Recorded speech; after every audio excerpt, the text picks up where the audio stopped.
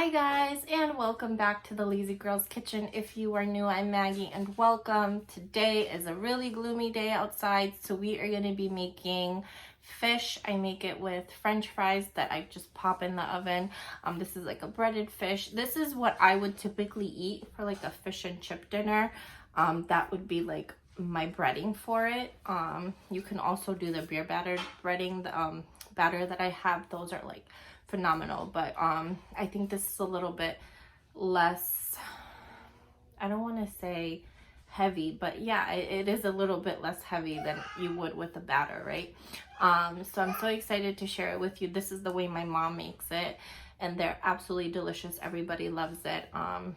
So good. I use tilapia for this, but you can use whatever you want.